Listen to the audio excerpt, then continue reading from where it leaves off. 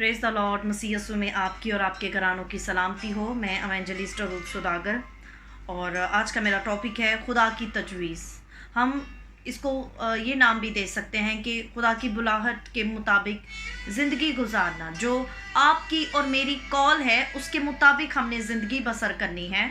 जो खुदा ने हमें तजवीज़ किया है उसके मुताबिक चलना है।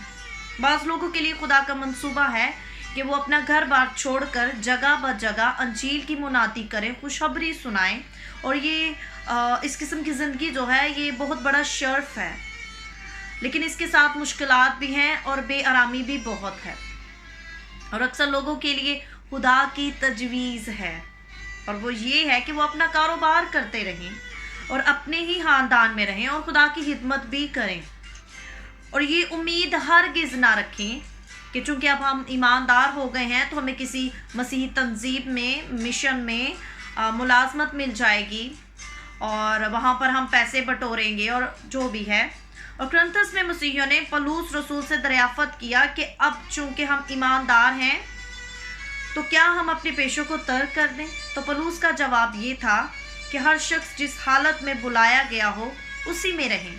आज हम गौर करेंगे पहला ग्रंथियोस का 7वां बाब और 17वीं आयत से लेकर अगर हम 24वीं आयत तक पढ़ते हैं तो ये बहुत लंबा हो जाएगा, लेकिन हम इसी में पढ़ेंगे कि 21वीं आयत में कि अगर तू गुलामी की हालत में बुलाया गया तो फिक्र न कर, लेकिन अगर तू आज़ाद हो सके तो इसी को इख्तियार कर। क्योंकि जो शख्स गुलामी की हालत में खुदाउन में बुलाया गया है वो खुदा का आज़ाद किया हुआ है। इसी तरह जो आज़ादी की हालत में बुलाया गया है वो मसीह का गुलाम है। तुम कीमत से खरीदे गए हो। हमारी ज़िंदगी हमारी नहीं है, ये खुदावंद की है। सो हमें अपनी कॉल के मुताबिक, खुदावंद की तजवीज़ के मुताबिक ज़िंदगी बसर करने की ज़रूरत है। और आगे लिखा है कि आदमियों के गुलाम ना बनो। ए भाइयों, जो कोई जिस हालत में बुलाया गया हो उसी हालत में खुदा के साथ रहे। खुद से कुछ करने की ज़रूरत नहीं। अगर कुछ करना चाहते हैं तो दुआ रोज़े में ठहरें, पाकू की गाइडेंस में चलें, खुदावंद से पूछें।